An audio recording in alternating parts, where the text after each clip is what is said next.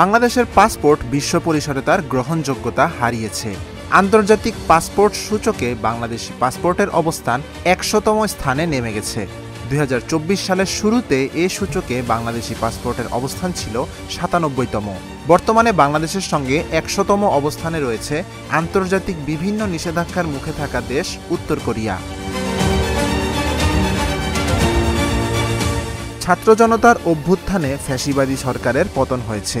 দেশ পরিচালিত হচ্ছে শান্তিতে নোবেলজয়ী অধ্যাপক মোহাম্মদ ইউনূসের নেতৃত্বে একটি উপদেষ্টা পরিষদের মাধ্যমে। তাহলে কেন দেশের পাসপোর্টের এই দশা?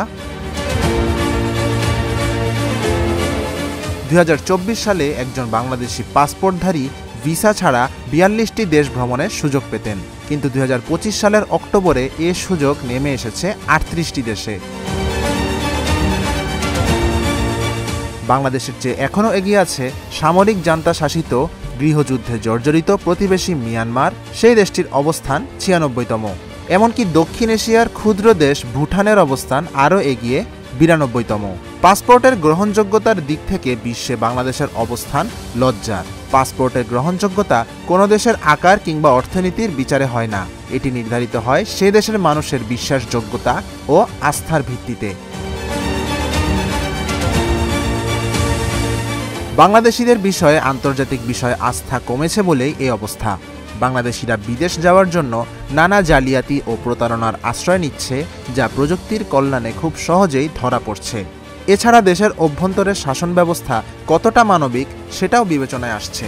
দেশের অর্থনীতি ও রাজনৈতিক স্থিতিশীলতা নিয়ে আন্তর্জাতিক মহলের আস্থার অভাব এই সমস্যাকে আরও বাড়িয়ে তুলেছে। পাসপোর্টের এই নিম্নমান নিছক একটি ভ্রমণ সংক্রান্ত সমস্যা নয়, এটি দেশের সামগ্রিক ভাবমূর্তি ও বিশ্বস্ততার প্রতীক। এর প্রভাব খুবই নেতিবাচক। পাসপোর্টের সূচক উন্নত না হলে বাংলাদেশের তরুণরা বিদেশে চাকরি কিংবা উচ্চশিক্ষার উদ্দেশ্যে বিদেশে যেতে পারবে না। উন্নত চিকিৎসার জন্য বাংলাদেশিদের বিদেশ যাত্রাও বন্ধ হয়ে যাবে। বিশেষজ্ঞরা বলছেন, এই সংকট থেকে উত্তরণের পথ হল অভ্যন্তরীণ সংস্কার এবং নাগরিকদের আচরণের পরিবর্তন। সরকারকে অবশ্যই কূটনৈতিক তৎপরতা বাড়িয়ে গন্তব্য দেশগুলোর আস্থা ফিরিয়ে আনার উদ্যোগ নিতে হবে।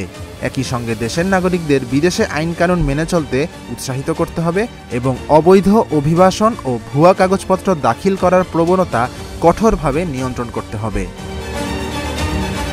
Dhaka journal news desk.